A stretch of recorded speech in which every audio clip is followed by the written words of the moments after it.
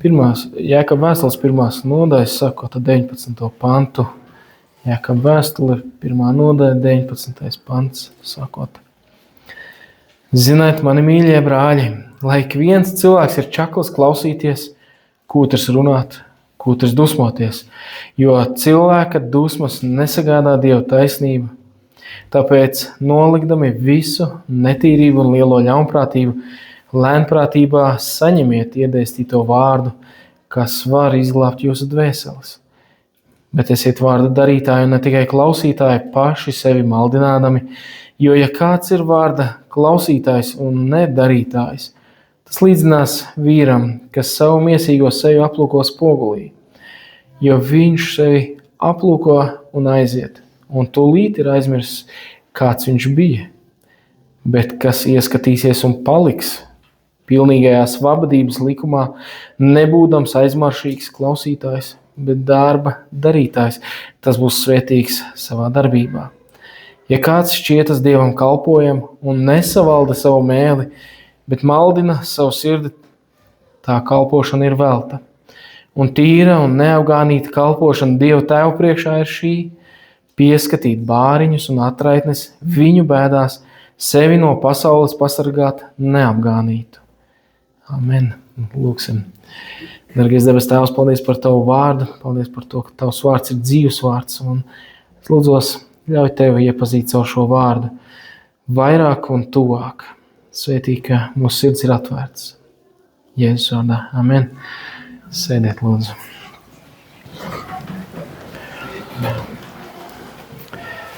Lasot šos vārdus, man ir sajūta, ka cilvēkiem, kas dzīvo tagad, un cilvēkiem, kas dzīvoja pirms 2000 gadiem, ir tās pašas problēmas.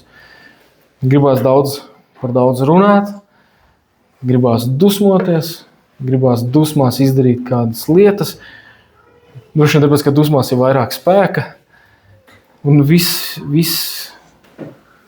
lietas ir līdzīgas. Varbūt izpildījums ir savādāks, un varbūt vēl citas lietas ir atšķirīgas, bet cēlonis ir tas pats.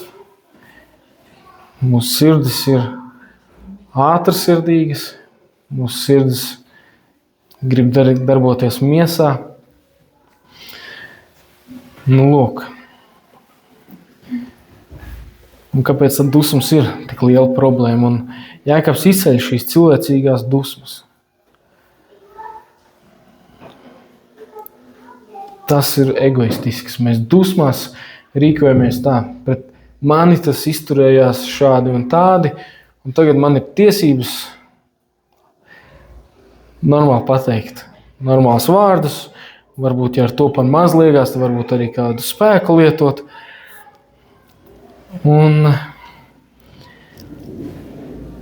patiesībā tas mūs noslēdz no iespējas dzirdēt Dievu. Dusmas vai rīcība dusmās mūs noslēdz. Mūsu cietā sirds sāk palikt vēl cietāka. Un ja mums ir miesas sirds, tad miesas sirdī sāk vilkties apkārt tāds akmens slānīts. Un mēs sākam atkal nesadzirdēt Dievu. Tik svarīgi ir sadzirdēt Dievu. Mēs lasām arī, ka Dievs ir dusmīgs Dievs. Bet arī Dievs saka, atstāja atriebību manās rokās. Dievam pieder atriebība. Mēs drīkstam dusmoties, bet mēs nedrīkstam sagrēkot dusmās. Mēs esam brīdināti sargāties no šādām dusmām. Un Kolosiešiem 3. nodaļa 8. pants saka šādus vārdus: bet tagad visu to atmetiet. Atmetiet dusmas, ātrsirdību, ļaunprātību, zaimus un nekaunīgas runas, kas ir jūsu mutē. Atkal tiek pieminēta mute un šī viltīgā mēle. Un caur šo visu dusmas, ātrsirdību, ļaunprātību, zaimus un nekaunīgi vārdi mums ir tik viegli kādu ievainot. Dievs redz cilvēku sirdis. Dievs redz, kādā stāvoklī mēs katrs atrodamies. Mēs to neredzam. Mēs pat nezinot, kādu varam savainot.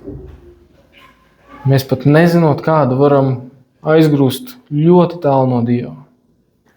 Mēs pat nezinot, kādu varam tik ļoti savainot, kad viņš varbūt ir gatavs aiziet prom no šīs dzīves.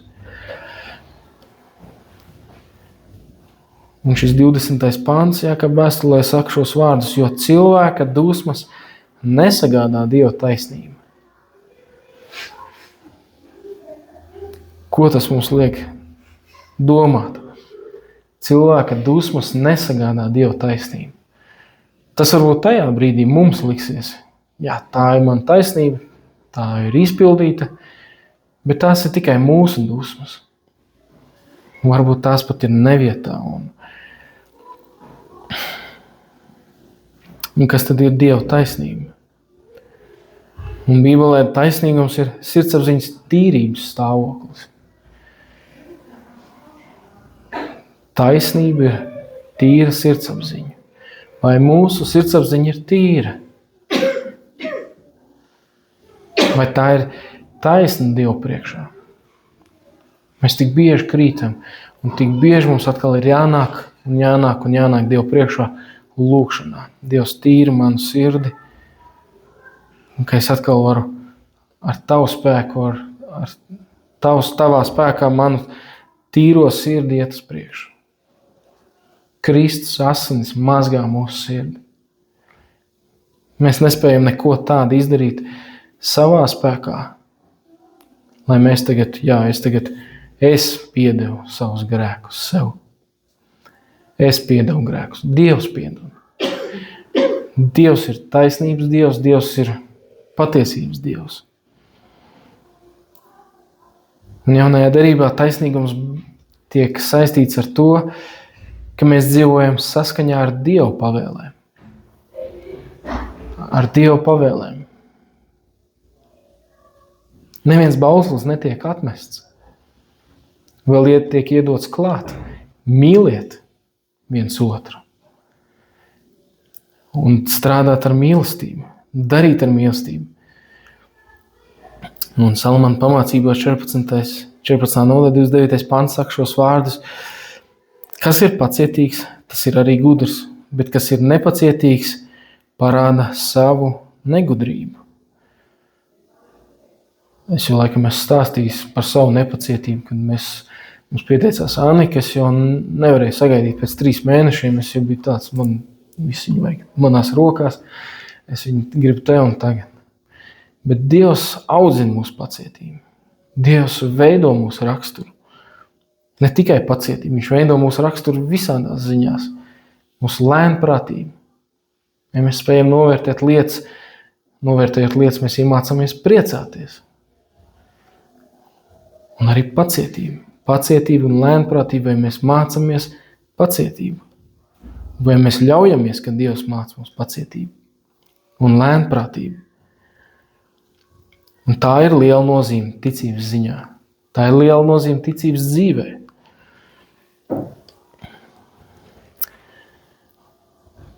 Un 21. pants saka šos vārdus, tāpēc nolikdami visu netīrību un lielo ļaunprātību lēnprātībā. Saņemiet iedēstīto vārdu, kas var izglābt jūsu dvēseles. Un kā tad iedēstīts vārds var izglābt mūsu dvēseles? Un vārds aicina nolikt mūsu pasaulīgās lietas malā,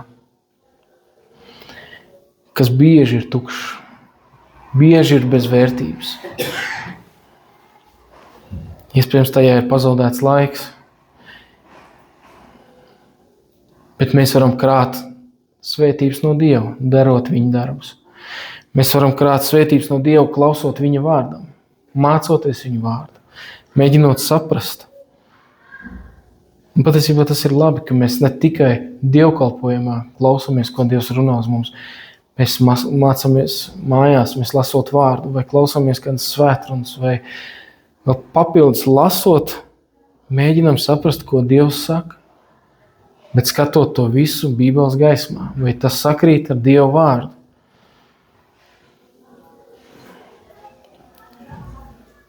Un lēnprātībā saņemiet iedīstīto vārdu, kas var izglābt jūsu dvēseles. Un šis iedīstītais vārds ir evaņģēlijs. Tā ir tā vēsts, kad Jēzus ir nomiris par tevi un mani, par taviem un maniem grēkiem, lai tu varētu tikt izglābts. Izglābts no nāves, pasargāts no Sātana. Un tas ir evaņģēlija pārveidojušais spēks. Tas ir šis iedēstītais vārds, kas var izglābt jūs dvēseles. Vai mēs ļaujam Dievu vārdam runāt uz mums? Patiesībā, vai mēs dzīvojam dzīvi, mēs saprotam, kristiešu dzīve ir pareiza, mēs saprotam, mums ir jālasa, mums ir jālūdz, bet vai mēs veidojam attiecības ar Dievu? Vai mēs saprotam, ka Dieva gars ir dzīves gars? Dieva gars ir dzīves gars, mēs to varam piedzīvot. Mēs varam redzēt, mēs lasām vienu vārdu. Mēs to varam sastapt tajā nedēļā vēl 5 reizes, un tas, kas uz tevi ir runājis, nemaz nezinu, ka tu jau esi lasījis to vārdu. Tas ir Dieva gars, kas ir dzīves gars, kas runā uz tevi. Un tu vari domāt, kāpēc tu to tik bieži dzirdi? Kāpēc man tas ir jāsaprot?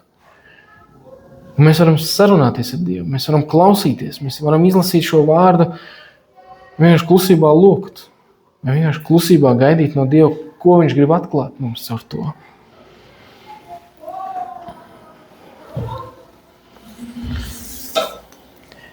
Un šis iedēstītais augs, jeb vārds, nesīs augļus. Tas nesīs tev svētību. Tas mainīs tavu sirdi. Tas mainīs tavu raksturu. Un mums nav jābaidās no tā, ka Dievs grib mainīt mūsu raksturu. Mums nav jābaidās no tā, ka Dievs grib, ka mēs dzīvojam savu dzīvi kopā ar viņu. Mums nav jābaidās no tā, ka Dievs grib strādāt pie mūsu sirdīm. Tā ir labākā dzīves versija, ko nodzīvot. Kopā ar Dievu.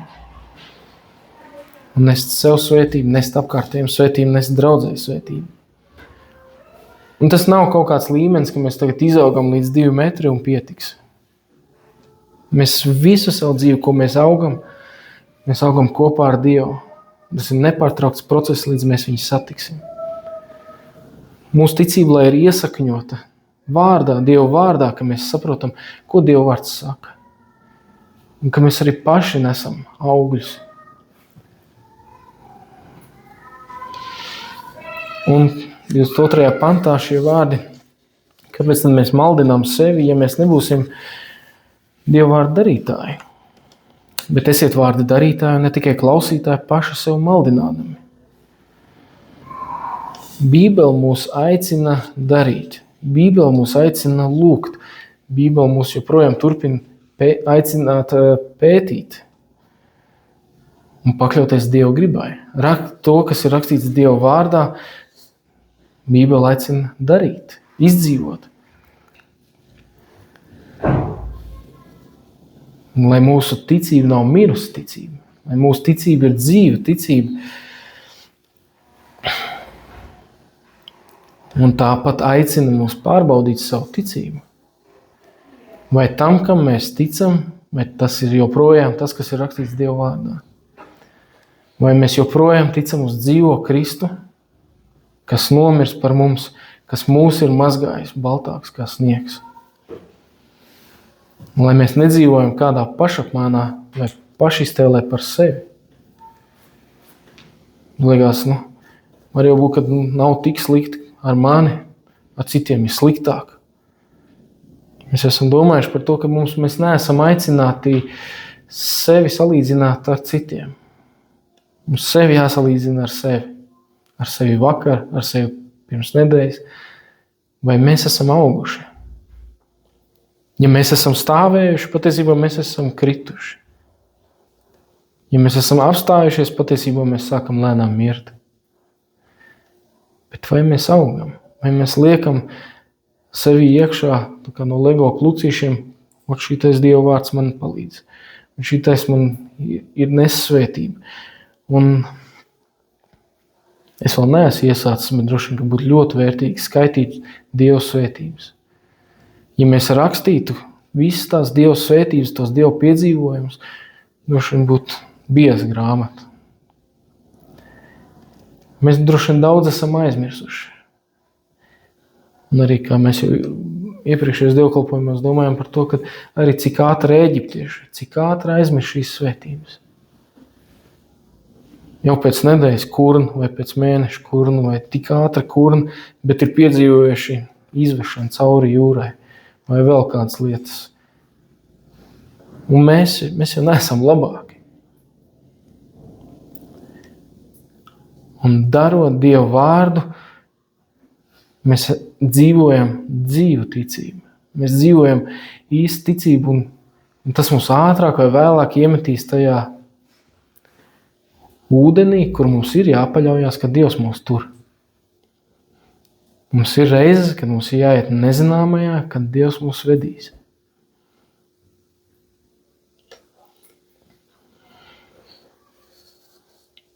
Un kāpēc tad klausītājs tiek salīdzināts ar sejas aplūkošanas spogulī? Un senajos laikos spoguļi bija vienkārši pulēts metāls, kur aptuveni varēja redzēt. Un tagad mums ir augsts izšķirtspējas spoguļi, visu labi var redzēt, un ja uzliek brilles, tad pavisam labi var redzēt. Bet senajos laikos bija pulēti metāli. Un šis tās liek domāt par to, ka tas ir tikai virspusējs skatījiens. Mēs ieskatāmies vārdā, mēs viņu mazliet tikai dzirdējām, bet nav svarīga tā darīšana. Ja mēs to vārdu neejam un nedaram, ja mēs neejam un nemīlam, ja mēs neejam, nedaram pāri, vai otrādi, mēs ejam un daram pāri, un tas būtu pret Dievu. Bet ja Dievs aicina mūs ieklausīties tajā, ko viņš saka. Mēs tik daudz liecības dzirdējām. Es domāju, ka mums katram ir liecības. Mēs katrs izdzīvojam Dievu. Un tā ir tik unikāla iespēja, ka mēs varam dalīties liecībās. Mēs redzam Dieva dzīvo darbu. Dieva darbu pie mums katra.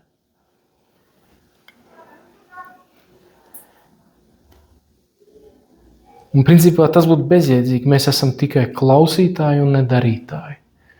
Mēs apskatām sevi vecā spogulī, kaut kas tur apaļš bija vai nebija, acis spīdēja vai nespīdēja, un ejam tālāk. Bet mēs lasam, jo cilvēku dusmas nesagādā Dieva taisnību. Mums nebūtu jāmeklē taisnība, jeb šo atriepšana Dieva vietā. Dievs tās lietas kārtos.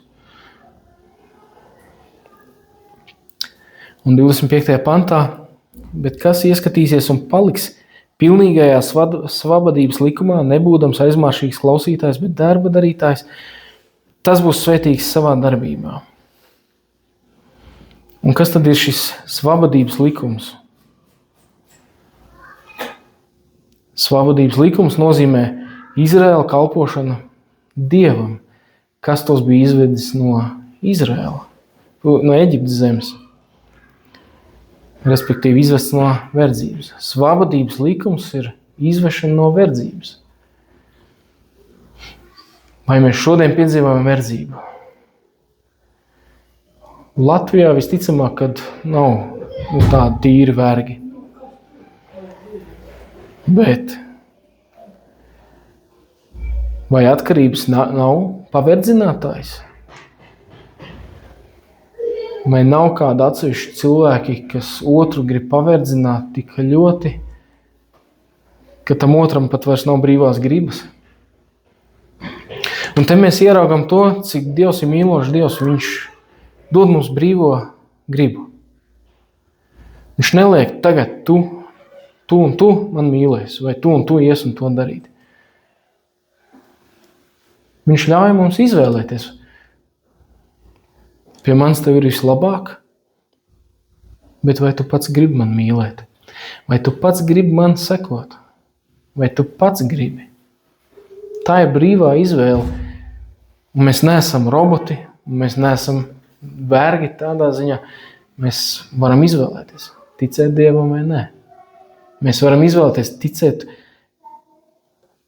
tam un paļauties tam, ka Dievs mūs izvedīs, lai kāda būtu situācija.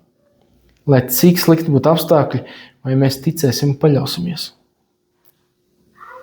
svabadību no Sātana uzliktajiem meliem. Sātans mūs var paverdzināt caur meliem. Likt noticēt, ka tu nevari. Ne jau tu taču nevari. Bet Dievam visas lietas ir iespējams. Vai mēs ejam kopā ar Dievu? Vai mēs pildam Dievu gribu šajos jautājumos, šajos apstākļos? Un mēs drīkstam lūgt Dievs, vai tā ir tava griba? Dieva griba bija, ka Kristus nomir pie krusta. Tāpēc, ka Dievs mūs mīl. Taisnības dēļ. Taisnības dēļ un ka grēks top izpiekts par visiem. Un Galatiešiem 5. nodaļa, 13. 14. pāns saka šādus vārdus. Jo jūs, brāļi, esat svabadībai aicināti, tik ne tādai svabadībai, kas dod vaļu miesai. Turpretim kalpojiet cits citam mīlestībā. Jo visa bauslība ir vienā vārdā izpildīta, proti tanī tev būs savu tuvāku mīlēt kā sevi pašu. Mēs neesam aicināti izlaidībai. Mēs esam aicināti, ka mēs kalpojam viens otram mīlestībā, ka mēs ar prieku varam palīdzēt viens otram, ka mēs ar prieku varam atsūtīt kādu pāntu. Ja tu lūdz par brāli un māsu un tev nāk sirdī kāds pāns, mēs esam droši aicināti aizsūtīt viņam to. Mums vakar mācības bija pastorāla institūtā un viens brālis stāstīja liecību, ka viņš vairāk kā pusgadu ir vienkārši saņēmis sirdī, ka viņš no rīta izlasa bībeli un kaut kāds pāns viņš aizsūt kaut kādiem 2 cilvēkiem. Ir pagājis pusgads vai gads, un viens no šiem cilvēkiem grib kristīties. Tas ir nes kādu augli. Tas ir nes svētību. Viņš jau nedarīja to tāpēc, tagad es tev sūtīšu un atalgojums uz tu kristīsies. Un samaksa būs tāda. Viņš vienkārši sūtīja. Bet Dievs jau to dara. Dievs ir līdz aicinājumu kādam cilvēkam sirdī, un arī tev, ja tev ir kāds aicinājums sirdī. Bieži vien tā būs izkāpšana ārpus komforta zonas. Bieži vien mums būs par kaut ko varbūt kauns tajā brīdī. Bet ja Dievs tev aicina to darīt, ko tu vari zaudēt? Ja tu esi ar Dievu,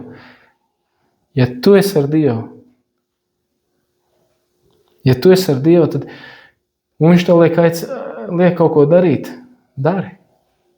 Un mēs būsim pārsteigti par to, ja gars darbojās.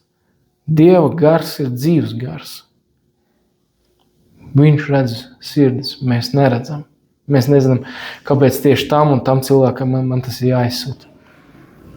Mēs nezinām, kāpēc man tieši tas un tas cilvēks ir sirdī, lai es par viņu lūgtu. Dieva gars redz sirdis.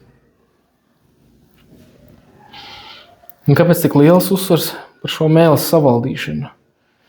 Un tālāk mēs 3. Jēkaba nodaļā redzam, sākot ar 4. pāntu, lūk arī laivas, lai gan tās ir tik lielas un skarbi vēji tās mētā, jo sīka stūre tās vada, kur tiecas vadītājs. Tāpat arī mēle ir mazs loceklis un veic lielas lietas. Redzi, kāda maza uguns iededzina kādu lielu mežu, un arī mēle ir kā uguns. Netaisnības pasaule, mēle ir likta starp mūsu locekļiem, tā apgāna visu miesu un aizdedzina dzīves ritumu, jo pati ir ēlas aizdedzināta, jo katra sugas zvēra, putnu, rāpuļu un jūras dzīvnieku dabu savalda un savaldījusi cilvēka daba. Bet mēli neviens cilvēks nevar savaldīt. Nemitīgs ļaunums pilns nāvējušas indes. Ar viņu mēs slavējam to kungu un tēvu. Ar viņu mēs lādām cilvēkus pēc Dieva līdzības radītus, no tās pašas mutes iziet svētība un lāsts. Tam mani brāļi nebūs tā notikt. Mums bērnībā teica, tu ar tādu mutītu maizīti ēdīsi, kaut ko rupji bija pateicis. Un te ir teikts, no tās pašas mutes iziet lāsti, no tās pašas mutes iziet svētības. Un man patīk šis salīdzinājums, kad lielu laivu vada maza stūra. Un arī mūs, vai mēs valdam par to, ko mēs runājam. Vai mēs sakam svētības vārdus, vai mēs sakam lāstu vārdus. Mēs varam sēt naidu, nepiedošanu, rūgtumu. Tāpat mēs varam arī slavēt. Mēs varam nest iepriecu. Mēs varam arī nest iedrošinājumu.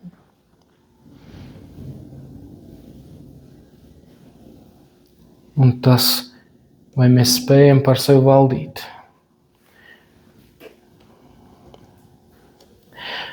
Un 27. pantā mēs ejam tālāk, un tīra un neapgānīta kalpošana Dieva Tēva priekšā ir šī: pieskatīt bāriņus un atraitnes, viņa bēdās sevi no pasaules pasargāt neapgānītu. Un kāpēc šis tiek pieminēts?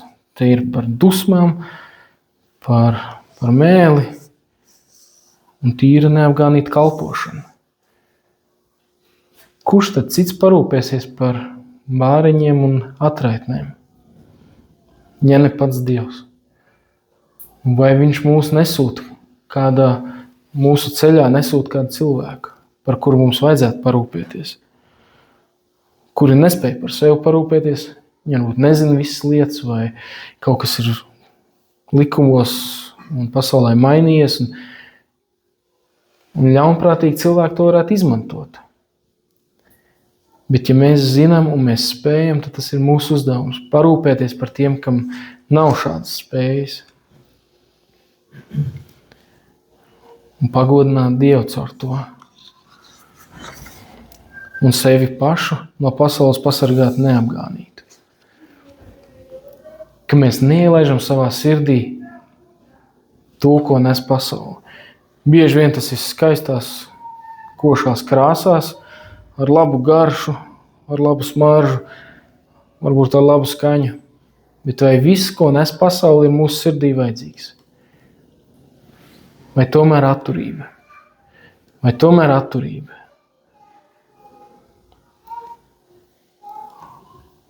Un 1. Pētera 2. nodaļa, 1., 4., 5. pants saka šos vārdus.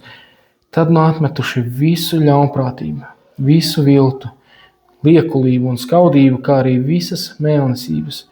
Kārojiet kā pat labam piedzimuši bērni pēc garīgā tīrā piena, ka jūs ar to augat un topat izglābti. Ja jūs esat baudījuši, ka tas kungs ir labs, ejiet pie viņa kā pie dzīva akmens, kas gan cilvēku atmests, bet Dievam izredzēts un dārgs.